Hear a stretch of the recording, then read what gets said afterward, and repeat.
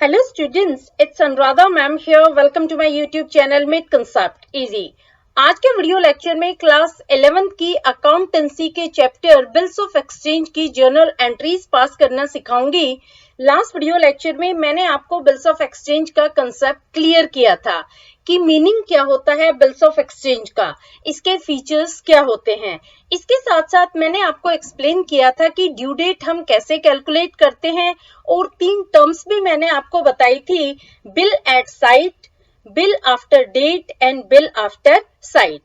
तो last video lecture आप जरूर देख लेना क्योंकि आपको बिल्स ऑफ एक्सचेंज का कंसेप्ट क्लियर हो जाएगा, बेसिक्स आपको क्लियर हो जाएंगे। आज के वीडियो लेक्चर में मैं आपको एक्सप्लेन करूंगी कि किस तरह से हम एंट्रीज पास करते हैं in the books of drawer and in the books of ड्रॉई। देखो, आज मैं आपको 4 केसेस बता रही हूँ। पहला केस है when bill is retained till the date of maturity, दूसरा है when bill is discounted with the bank, तीसरा है व्हेन बिल इज एंडोर्स्ड और नेगोशिएटेड टू अदर पार्टी, और चौथा केस है when bill is sent to the bank for collection। तो ये 4 ऑप्शंस अवेलेबल होते हैं बीआर होल्डर के पास कि किस तरह से वो बिल को डील करता है। तो सबसे पहले हम लेते हैं when bill is retained till the date of maturity। देखो, when bill is retained till the date of maturity का मतलब क्या होता है? Drawer himself receives the payment of the bill on the maturity। इसका मतलब क्या हुआ कि ड्रॉवर खुद ही पेमेंट को रिसीव करता है ऑन द ड्यू डेट, ना ही वो बिल को डिस्काउंट करता है बैंक से और ना ही वो बिल किसी थर्ड पार्टी को देता है। On the date of maturity वो खुद ही पेमेंट रिसीव करता है ड्रॉई से। तो इस केस में किस तरह से आप एंट्रीज पास करेंगे? देखो, यूजुअली 3 तरह के ट्रांजैक्शंस आते हैं इस केस में। पहला है when X sold goods to Y, दूसरा है when Y accepts the bill, और तीसरा है when Y makes payment on maturity of the bill। ये जो तीनों ट्रांजैक्शन है ये आपके बिल्स ऑफ एक्सचेंज के बेस हैं। तो ये तीनों एंट्रीज आप अच्छे से समझ लेना क्योंकि ये एंट्रीज हर केस में रिपीट होगी। देखो, जब आप क्वेश्चन सोल्व करते हैं तो सबसे पहली स्टेप होती है आपको आइडेंटिफाई करना होता है क्वेश्चन में कि ड्रॉवर कौन है और ड्रॉई कौन है। इसके बाद ही आप आगे क्वेश्चन अटेम्प्ट करेंगे। अगर आप ड्रॉअर और ड्रॉई को पहचानने में गलती कर देते हैं, उनको प्रॉपरली आइडेंटिफाई नहीं कर पाते हैं, तो आपका पूरा क्वेश्चन रॉन्ग हो जाएगा। तो ड्रॉअर कौन होता है? जो पर्सन गुड्स की सेल करता है। तो यहाँ पर ड्रॉअर कौन है? यहाँ पर ड्रॉअर है एक्स। और ड्रॉई कौन होता है? ड्रॉई वो होता है जो गुड्स की परचेज करता है। तो यहाँ पर है ड्रॉई वाई। तो आप सबसे पहले एक्स की बुक में एंट्रीज पास करेंगे जो ड्रॉअर है, और फिर आप पास करेंगे वाई की बुक में एंट्रीज जो ड्रॉई है। तो देखो, सबसे पहला ट्रांजैक्शन आता है when X sold goods to Y. तो यहाँ पर एक्स अपनी बुक में क्या एंट्री पास करेगा? Y debit to sales account. अब देखो, Y को X ने डेबिट क्यों किया? Y क्या है? Y X का डेटर है। डेटर कौन होता है? जिससे पैसे लेने होते हैं। तो यहाँ पर X ने Y को उधार में सामान बेचा है, तो Y क्या बन गया? Y X के लिए डेटर बन गया। और डेटर क्या होता है? डेटर होती है एसेट। आपको अकाउंटिंग के रूल्स याद होंगे, जब भी एसेट में इंक्रीज होता है तो वो हमेशा डेबिट किया जाता है, और यहाँ पर एक्स के डेटर्स इंक्रीज हो रहे हैं इसलिए वाई को डेबिट किया है। क्लियर? सेल्स को क्रेडिट क्यों किया? सेल्स को क्रेडिट इसलिए किया है क्योंकि सेल्स का नेचर रेवेन्यू होता है, और जब भी रेवेन्यू में इंक्रीज होता है तो वो हमेशा क्रेडिट होती है। क्लियर? फर्स्ट एंट्री क्लियर होगी in the books of X. अब मैं आपको बताती हूँ in the books of Y.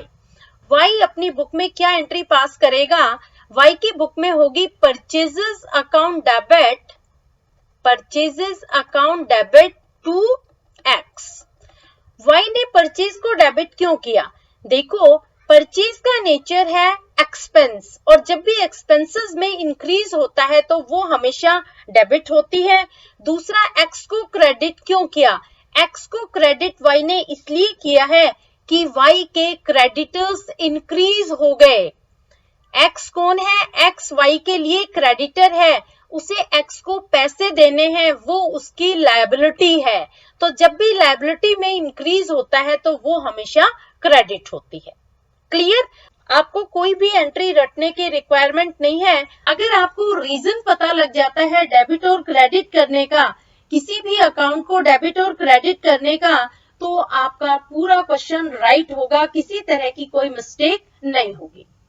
तो फर्स्ट ट्रांजैक्शन आपको क्लियर हो गया। जब x ने y को गुड्स बेची है तो y डेबिट टू सेल्स, ये एंट्री होगी in the books of drawer और ड्रॉई की बुक में होगी purchases account debit to x। Clear? अब आता है second transaction when y accepts the bill. देखो, जब ड्रॉअर बिल बनाता है तो वो ड्रॉई को देता है एक्सेप्टेंस के लिए, और जब ड्रॉई अपने सिग्नेचर उस बिल पर कर देता है तब वो बनता है बिल्स ऑफ एक्सचेंज। जब तक ड्रॉई अपने सिग्नेचर नहीं करता तब तक वो ड्राफ्ट रहता है, सिग्नेचर के बाद ही वो बनता है बिल्स ऑफ एक्सचेंज। ड्रॉई सिग्नेचर करने के बाद बिल को ड्रॉअर के पास वापस भेज देता है, तो जब ड्रॉअर बिल रिसीव करता है तो वो क्या एंट्री पास करेगा?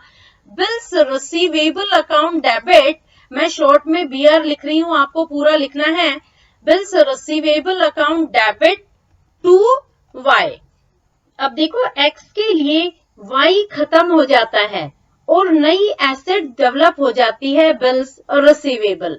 अब X को Y से पैसे नहीं लेने हैं, अब X को पैसे लेने हैं बिल्स रिसीवेबल से।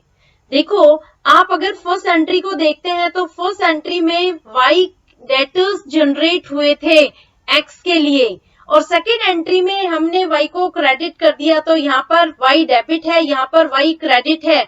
ये Y जो डेटर है ये X के लिए खत्म हो गया और नई एसेट डेवलप होगी बिल्स रिसीवेबल। क्लियर? तो आप ध्यान से देखना, अब X का डेटर Y नहीं रहा, अब उसे X से पैसे नहीं लेने हैं, उसे पैसे लेने हैं बिल्स रिसीवेबल से। क्लियर? तो समझ आया हमने बिल्स रिसीवेबल को डेबिट क्यों किया? क्योंकि ये एक एसेट है और जब एसेट में इंक्रीज होता है तो हम हमेशा उसे डेबिट करते हैं। अब ड्रॉई की बुक में एंट्री क्या होगी? X debit to bills payable. इसी तरह से Y के लिए भी X क्रेडिटर खत्म हो जाते हैं और नई लायबिलिटी जनरेट हो जाती है बिल्स पेबल। यानी अब Y को पेमेंट X को नहीं करनी है, अब Y पेमेंट करेगा बिल्स पेबल को। क्लियर? यहाँ हमने X को क्रेडिट किया है फर्स्ट एंट्री में और सेकंड में डेबिट कर दिया, तो ये जो X का इफेक्ट था ये नलीफाई हो जाता है, यानी अब Y का X क्रेडिटर नहीं है, अब Y का क्रेडिटर है बिल्स पेबल। ये नई लायबिलिटी जनरेट हो गई, अब Y पेमेंट करेगा बिल्स पेबल को। क्लियर? अब देखो, जब Y पेमेंट करता है मैच्योरिटी डेट पर, ड्यू डेट पर वो पेमेंट करता है, तो X की बुक में एंट्री क्या होगी? Bank account debit to bills receivable account.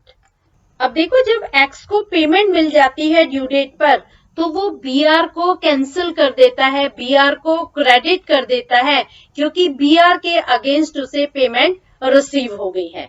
देखो, सेकेंड एंट्री में हमने BR को डेबिट किया था क्योंकि BR से हमें पैसे रिसीव करने थे, BR के थ्रू पेमेंट मिलनी थी। अब जब पेमेंट मिल गई है तो BR को कैंसिल कर देंगे। क्लियर? और Y की बुक में क्या एंट्री होगी? Y एंट्री करेगा BP account debit to bank. देखो, यहाँ पर जो Y है वो पेमेंट कर रहा है, तो जब वो पेमेंट करेगा तो वो बिल्स पेबल के लिए पेमेंट कर रहा है, यानी उसकी लायबिलिटी कम हो रही है। उसकी जो बिल्स पेबल की लायबिलिटी थी ये रिड्यूस हो गई, ये खत्म हो गई। तो यहाँ पर वो जब पेमेंट करेगा तो बिल्स पेबल को खत्म कर देगा, क्योंकि वो ड्यू डेट पर X को पेमेंट कर रहा है, यहाँ पर उसकी लायबिलिटी खत्म हो जाती है। देखो, जो सेकेंड एंट्री है इसमें हमने बिल्स पेबल जनरेट किए थे, यहाँ पर उसे पेमेंट किसे करनी थी? बिल्स पेबल को पेमेंट करनी थी, लेकिन जब वो पेमेंट करता है तो यहाँ पर उसके बिल्स पेबल खत्म हो जाते हैं, तो हम एंट्री पास करते हैं bills payable account debit to bank. Clear? तो ये 3 एंट्रीज हैं जो आपको यूजुअली हर क्वेश्चन में पास करनी होगी। ये तीनों एंट्रीज बहुत इंपॉर्टेंट है। इन तीनों के कंसेप्ट अच्छे से समझ लेना ताकि कोई भी क्वेश्चन आए, हर क्वेश्चन को आप इजीली अटेम्प्ट कर पाए। अब मैं एक क्वेश्चन आपको सोल्व करके दिखाती हूँ। When bill is retained till the date of maturity. देखो क्वेश्चन क्या है। On 1st Jan 2019, Ajay sold goods to Bhushan for ₹50,000. Ajay draws a bill of exchange for 2 months for the amount due, which Bhushan accepts and return it to Ajay. Bhushan met the bill on the due date, past journal entries in the books of Ajay and Bhushan. देखो सबसे पहले हम ये identify करते हैं कि इस question में ड्रोअर कौन है और ड्रॉई कौन है, तो उसके बाद आप क्वेश्चन अटेम्प्ट करेंगे। देखो इस क्वेश्चन में ड्रोअर है अजय और ड्रॉई है भूषण। क्लियर? अब देखो सबसे पहले जब आप क्वेश्चन अटेम्प्ट करते हैं तो सबसे पहले आप ईयर लिखेंगे कि कौन से ईयर में ये ट्रांजैक्शन हुआ है। तो ईयर क्या है? 2019। तो सबसे पहले आप ईयर डालेंगे 2019 और उसके बाद आप डेट डालेंगे। डेट है 1st Jan। क्लियर? अब देखो क्या ट्रांजैक्शन हुआ है। फर्स्ट ट्रांजैक्शन है Ajay sold goods to Bhushan. Entry क्या होगी? Bhushan debit to sales account. To sales account. Amount is 50,000। Amount is 50,000। देखो ये डेबिट और क्रेडिट क्यों किया है ये मैंने अभी आपको डिटेल में एक्सप्लेन किया था। यहाँ पर भूषण क्या है? भूषण है डेटर्स। डेटर्स जनरेट हो गए हैं इसलिए उसे डेबिट किया गया है और सेल्स को क्रेडिट इसलिए किया है क्योंकि सेल्स एक रेवेन्यू है और जब भी रेवेन्यू में इंक्रीज होता है तो हम उसे क्रेडिट करते हैं। क्लियर? अब ड्रॉई की बुक में क्या एंट्री पास करेंगे? देखो ड्रॉई ने खर्चा किया है, उसने परचेज की है यानी उसके एक्सपेंसेस इंक्रीज हो गए। तो आप सबसे पहले तो ईयर लिखेंगे 2019, फिर आप डेट डालेंगे। डेट क्या है? Jan 1st। एंट्री होगी purchases account debit. Purchases account debit to Ajay. हमने परचेज को डेबिट क्यों किया? परचेज एक एक्सपेंस है और जब भी एक्सपेंस में इंक्रीज होता है तो उसे डेबिट करते हैं। और अजय को क्रेडिट क्यों किया? अजय है क्रेडिटर, तो जब क्रेडिटर्स जनरेट हो जाते हैं तो उसे क्रेडिट किया जाता है। तो यहाँ पर अजय को इसलिए क्रेडिट किया है क्योंकि लायबिलिटी इंक्रीज हुई है।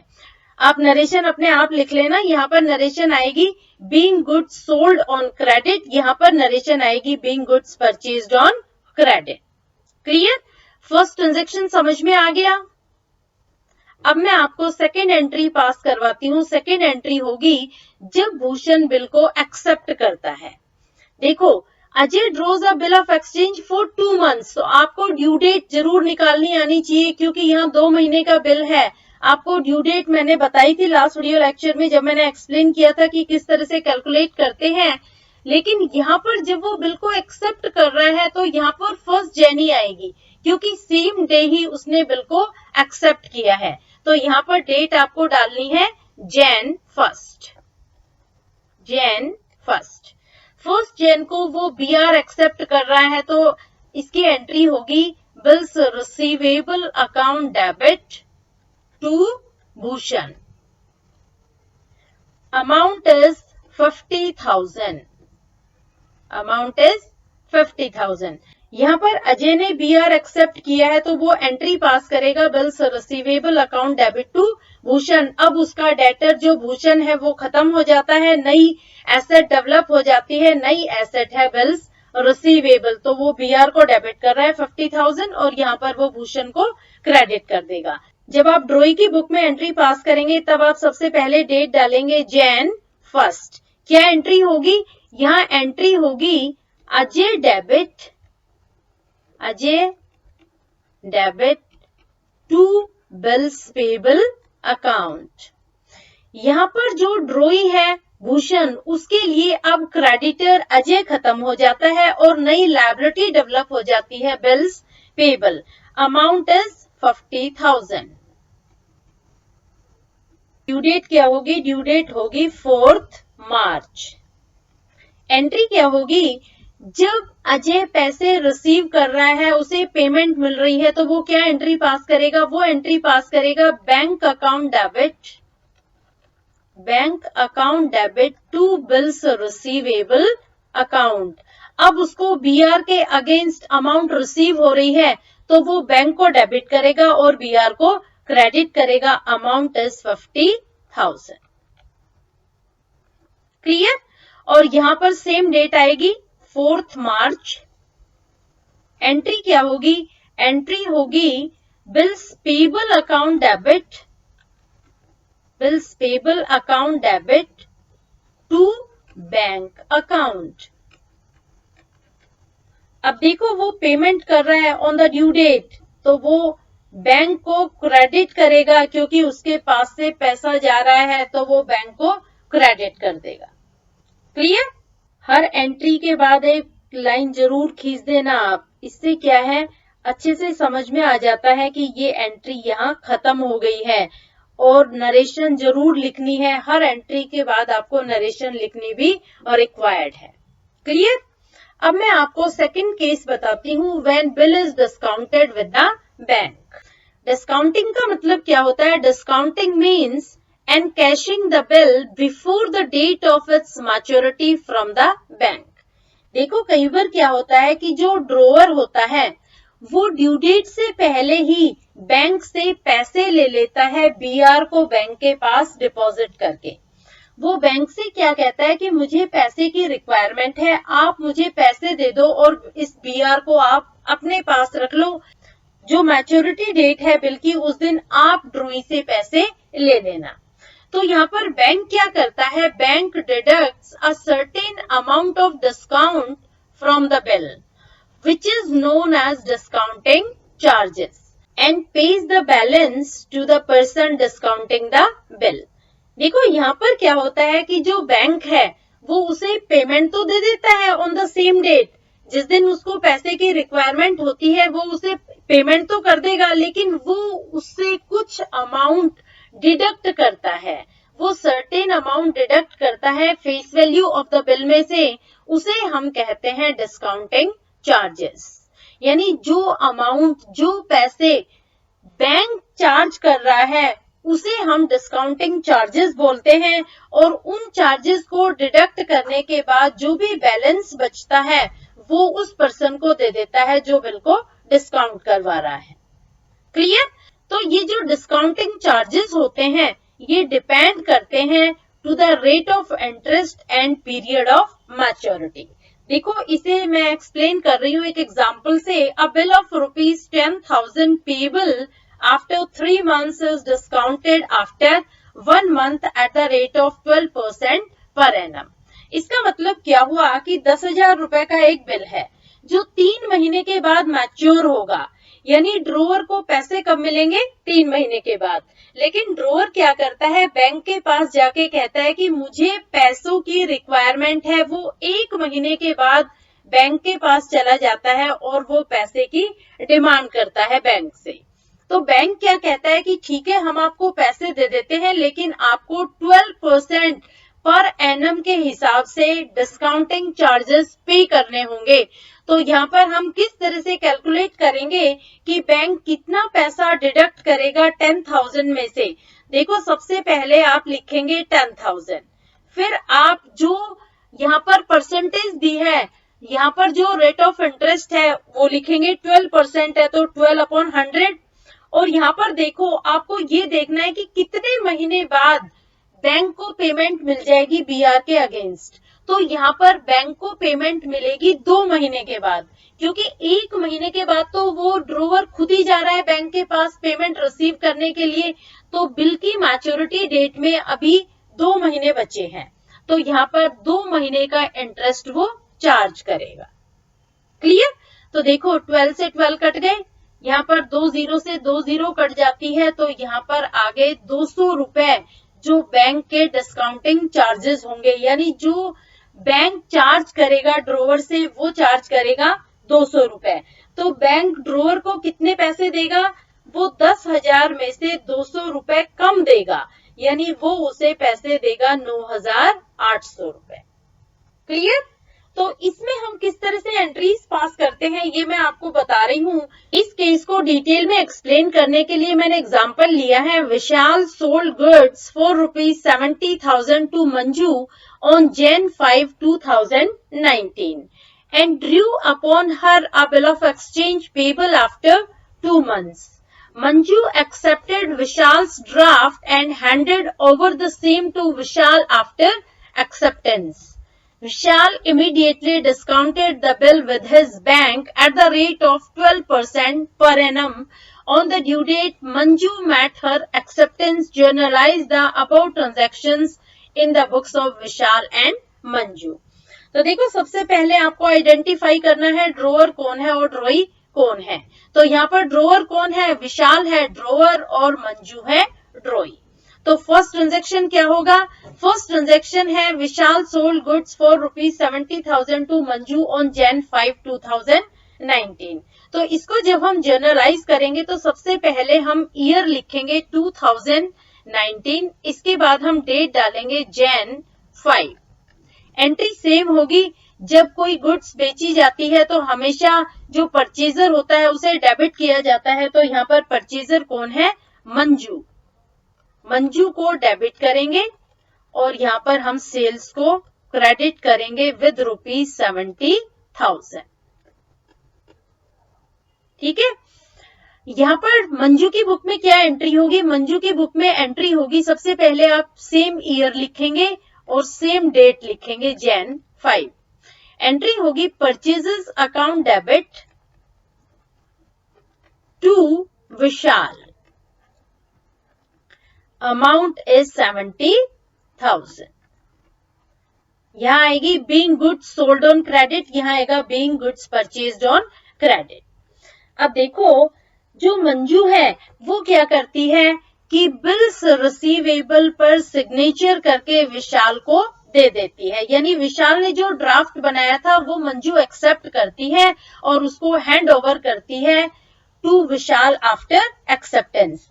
तो यहाँ पर डेट क्या होगी? यहाँ पर सेम डेट होगी Jan 5।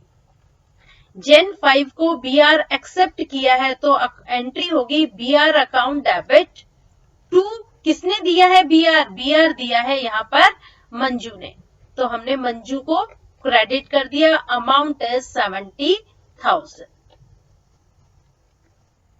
Jan 5। या मंजू की बुक में क्या एंट्री होगी? मंजू एंट्री पास करेगी Vishal debit to bills payable account. यहां पर मंजू के लिए नई लायबिलिटी जनरेट हो गई है बिल्स पेबल, तो बिल्स पेबल को क्रेडिट कर रही है और विशाल को डेबिट कर रही है, अमाउंट इज 70,000। यहां नरेशन आ जाएगी बीइंग BR एक्सेप्टेड और यहां नरेशन आ जाएगी being acceptance given by Manju. Clear? अब देखो अब विशाल क्या करता है कि उसे पैसे की रिक्वायरमेंट होती है सेम डेट को, वो सेम डेट को जाकर ही बिल को बैंक से डिस्काउंट करवा लेता है। तो हम क्या एंट्री पास करेंगे? सबसे पहले आपको डिस्काउंटिंग चार्जेस कैलकुलेट करने होंगे कि कितने पैसे बैंक डिडक्ट करेगा। तो देखो मैं आपको यहाँ कैलकुलेट करके बता रही हूँ। सबसे पहले आप फेस वैल्यू लिखेंगे, बिल की फेस वैल्यू है बिल की 70,000। उसके बाद आप टाइम लिखेंगे, टाइम कितना है? 2 मंथ्स। और इसके बाद आप रेट ऑफ इंटरेस्ट लिखेंगे, वो है 12%। तो 12 से 12 कट गया, 2 जीरो से 2 जीरो गई और 7 दूनी 14, 1400 रुपए हो गए जो बैंक के डिस्काउंटिंग चार्जेस के होंगे, यानी बैंक 1400 रुपए डिडक्ट करेगा विशाल से। तो यहां पर हम एंट्री क्या पास करेंगे? On Jan 5 bank account debit 68,600, discounting charges account debit 1,400 to bills receivable account. Amount is 70,000। देखो यहाँ पर जो विशाल है वो बैंक से बिल को डिस्काउंट करवा लेता है, यानी वो बैंक से पैसे ले लेता है। तो बैंक उसे कितने पैसे दे रहा है? बैंक उसे दे रहा है 68,600, क्योंकि वो डिस्काउंटिंग चार्जेस चार्ज कर रहा है, वो एक अमाउंट डिडक्ट कर रहा है उसे इस बेनिफिट को देने के लिए। तो बैंक कितने पैसे काट रहा है? वो काट रहा है 1400 रुपए। तो हम 70,000 में से 1400 माइनस कर देंगे तो उसको बैलेंस मिलेगा 68,600। क्लियर? अब मंजू की बुक में क्या एंट्री होगी? Gen 5 को। यहां पर मंजू की बुक में कोई भी एंट्री नहीं होगी, क्योंकि अगर विशाल बैंक से पैसे लेता है तो उसे कोई मतलब नहीं है, चाहे वो कहीं से भी पैसे ले, वो ड्यू डेट को पेमेंट करेगी। तो ड्यू डेट क्या है? मार्च 8 मार्च को वो पेमेंट कर रही है। वो क्या एंट्री पास करेगी? Bills payable account debit to bank account, amount is 70,000। देखो यहां पर वो पैसे किसे दे रही है? वो पैसे देगी बैंक को, क्योंकि यहाँ पर जो विशाल है वो ऑलरेडी पैसे ले चुका है बैंक से। तो विशाल की बुक में 8 मार्च को नो एंट्री होगी, वो कोई भी एंट्री पास नहीं करेगा। क्लियर? तो ये इस तरह से आपको एंट्रीज पास करनी है जब क्वेश्चन आता है bill is discounted from the bank. Clear? अब मैं आपको बताती हूँ third case, when bill is endorsed in favor of a creditor। देखो इसका मतलब क्या होता है? When holder of the bill transfers the bill to the third party, it is called endorsement of the bill। जब BR होल्डर बिल को किसी third party को, किसी थर्ड पर्सन को ट्रांसफर कर देता है तो उसे हम कहते हैं एंडोर्समेंट ऑफ द बिल। इसमें क्या होता है कि जब ड्रोवर अपने क्रेडिटर को बिल दे देता है तो वो बन जाता है एंडोर्सर, और जब क्रेडिटर को वो बिल दे रहा है वो बन जाता है endorsee. The person who transfers the bill is called endorser, the person to whom bill is endorsed is called endorsee. Endorser कौन होता है? जो बिल को ट्रांसफर करता है, और एंडोर्सी वो होता है जिसे बिल मिलता है। तो इस तरह के केस का अगर क्वेश्चन आता है तो आप किस तरह से एंट्रीज पास करेंगे? मैंने एक एग्जांपल लिया है, मैं आपको एक्सप्लेन कर रही हूँ। E drew a bill of ₹1,000 on B for 3 months which was duly accepted by the latter. E endorsed the bill to C in the full payment of his own acceptance to C for a like amount. C endorsed the bill to B। देखो endorsement के case में आपको 3 books draw करनी होगी। पहली इन the books of ड्रोअर, दूसरी है इन the books of ड्रॉई, और तीसरी है इन द बुक्स ऑफ पेई। ये दोनों बुक तो आप एज यूजुअल ड्रॉ करते आ रहे हैं, लेकिन जो ये तीसरी बुक है इन द बुक्स ऑफ पेई, ये नई बुक है जो आपको बनानी होगी। तो यहाँ पर ड्रोअर कौन है? ड्रोअर है ए, ड्रॉई है बी, और पेई है सी। तो सबसे पहले आप तीनों के अलग जर्नल बनाएंगे और उसके बाद हम 1 बाय 1 तीनों की बुक में एंट्रीज पास करेंगे। सबसे पहले हम एंट्री पास करते हैं in the books of drawer. A drew a bill of ₹10,000 on B for 3 months। तो एंट्री क्या पास होगी ए की बुक में? Bills receivable account debit, bills receivable account debit ₹1,000 to B 1,000। Drawee की book में क्या एंट्री होगी?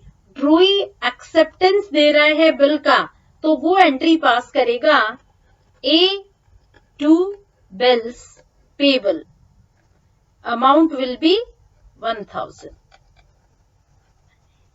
यहाँ पेई की बुक में कोई एंट्री आएगी? नहीं, यहाँ पेई को कोई मतलब नहीं कौन बिल ड्रॉ कर रहा है और कौन एक्सेप्टेंस दे रहा है। तो फर्स्ट एंट्री पेई की बुक में कोई भी नहीं होगी। अब देखो आगे क्वेश्चन पढ़ो। ए एंडोर्स द बिल टू सी, यहाँ पर ए एंडोर्समेंट कर रहा है, यानी ए ट्रांसफर कर रहा है बिल सी को। तो ए की बुक में नेक्स्ट एंट्री क्या होगी? ए एंट्री पास करेगा सी डेबिट टू बी आर। यहाँ वो बी आर किसे दे रहा है? वो बी आर दे रहा है सी को। सी है थर्ड पार्टी, तो यहाँ पर वो BR C को दे रहा है, इससे B को कोई मतलब नहीं है, तो वो नो एंट्री यानी वो कोई भी एंट्री पास नहीं करेगा। और यहाँ पर पेई की बुक में एंट्री क्या होगी, उसे क्या मिल रहा है, उसे बिल्स रिसीवेबल मिल रहा है, तो वो करेगा BR अकाउंट डेबिट। और कौन दे रहा है उसे बिल्स रिसीवेबल, ए दे रहा है, तो टू ए 1000। क्लियर। अब देखो ऑन द ड्यू डेट, जब पेमेंट का टाइम आता है और जब ड्रॉई पेमेंट करता है तो वो पेमेंट किसे करेगा, वो यहाँ पर पेमेंट करेगा सी को, वो पेई को पेमेंट करेगा, वो ड्रोअर को पेमेंट नहीं करेगा। तो यहाँ पर ड्रोअर क्या एंट्री पास करेगा, वो कोई भी एंट्री पास नहीं करेगा ऑन द ड्यू डेट। यहाँ पर ड्रॉई जब पेमेंट करेगा तो पेमेंट किसे करेगा, वो पेमेंट करेगा सी को। लेकिन देखो इस क्वेश्चन में एक ट्विस्ट है, इस क्वेश्चन में क्या ट्विस्ट है, C endorse the bill to B, C ने क्या करा, बिल बी को दे दिया। यहाँ पर बी पेमेंट नहीं कर रहा है, बी के पास वो बिल घूम करके वापस आ जाता है, तो यहाँ पर जो उसकी लायबिलिटी है वो तो कम हो जाती है, bills payable account debit to BR, उसके पास BR वापस आ जाता है, तो वो एंट्री पास करेगा bills payable account debit to BR, amount is 1000। और पेई की बुक में एंट्री क्या होगी, पेई की बुक में एंट्री होगी B debit to bills receivable 1000। ये थोड़ा सा ट्विस्ट है इस क्वेश्चन में। ये ट्विस्ट क्या है कि सी एंडोर्स कर देता है बिल को बी को। इसका मतलब क्या हुआ, देखो सी ने बी से पैसे ले रखे होंगे, तो वो क्या कर रहा है कि जो बिल उसके पास आया है ए से, उस बिल को वो रिटर्न कर रहा है बी को। तो यहाँ पर उनकी सारी जो डेट्स है वो क्लियर हो जाती है, बिल वापस घूम के आ जाता है बी के पास। तो एंट्री बी पास करता है bills payable account debit to BR, और सी की बुक में होगी B debit to bills receivable. Clear. अब आपका लास्ट केस है when bill is send to the bank for collection. देखो इस केस में क्या होता है कि जो BR होल्डर होता है वो बैंक से बिल को डिस्काउंट नहीं करवाता है, वो ऑन द स्पॉट बैंक से पेमेंट नहीं लेता है, लेकिन एक सिक्योरिटी पर्पस के लिए वो बिल को बैंक के पास रख देता है और बैंक को वो इंस्ट्रक्शंस देता है कि बैंक बिल को अपने पास रखे और ड्यू डेट को वो जो ड्रॉई है उससे अमाउंट को रियलाइज करवा ले, उसे हम कहते हैं bill is send to bank for collection. In order to ensure safety, the holder of the bill may send it to his bank with instructions that the bill will be retained and realized on its due date. देखो यहाँ पर जो bill का holder है वो bank को instruction देता है कि बैंक मेरे बिल को अपने पास लॉकर में कस्टडी में रखेगा टिल ड्यू डेट, और ड्यू डेट को वो ड्रॉई से अमाउंट रियलाइज करने के बाद मेरे अकाउंट को क्रेडिट कर देगा। तो इस केस में हम किस तरह से एंट्रीज पास करेंगे, मैंने एक एग्जांपल लिया है। On 10th January 2017 A sold goods to B for ₹12,000. On that date B accepted a bill drawn upon him by A at 2 months for ₹12,000. A retains the bill till due date and on due date sends the bill to the bankers for collection. In due course, A receives the money. Past journal entries in the books of A and B. देखो यहाँ पर आपको पता है A seller है goods का, तो ड्रोअर है A और ड्रॉई है B। तो यहाँ पर फर्स्ट एंट्री आपको पता है सेलिंग से रिलेटेड आएगी, सेल्स की एंट्री होगी, तो सबसे पहले आप लिखेंगे 2017, इसके बाद आप डेट डालेंगे Jan 10। यह एंट्री क्या होगी in the books of drawer, B debit to sales account, amount is 12,000। ये आपको आती है एंट्री पास करनी, इजी एंट्री है। अब तक हम सारी इससे रिलेटेड एंट्रीज करते आए हैं सेल्स से रिलेटेड, और जो ड्रॉई है वो परचेज की एंट्री पास करेगा। तो सबसे पहले आप ईयर लिखेंगे 2017, फिर डेट लिखेंगे Jan 10, एंट्री लिखेंगे परचेजेस अकाउंट डेबिट टू ए। यहाँ पर क्रेडिटर्स जनरेट हो गए हैं बी के लिए, ए क्या है, ए बी का क्रेडिटर है तो हमने उसे क्रेडिट कर दिया है और अमाउंट होगी 12,000। तो फर्स्ट एंट्री में कोई प्रॉब्लम नहीं है। सेकेंड एंट्री, जब बिल को एक्सेप्ट किया जाता है और दिया जाता है ए को वापस, तो क्या एंट्री पास होगी? डेट होगी Jan 10, सेम डेट Jan 10। यहां पर BR एक्सेप्ट किया जाता है, BR account debit, BR account debit, और दिया किसने? BR दिया है B ने, तो अमाउंट होगी 12,000। ठीक है, और यहां पर एंट्री आप डेट लिखेंगे पहले Jan 10, एंट्री आपको आती है A to BP, ए को डेबिट कर देंगे और बिल्स पेबल अकाउंट को क्रेडिट कर देंगे। Amount is 12,000। अब देखो, ये जो दो एंट्रीज आपने पास की है, यहां तक आपको कोई प्रॉब्लम नहीं आई, लेकिन जब थर्ड एंट्री पास करेंगे तो आपको ध्यान रखना है, क्योंकि यहाँ पर जो ड्रोअर है वो बिल को अपने पास नहीं रख रहा है, वो बिल दे रहा है बैंक को कलेक्शन के लिए।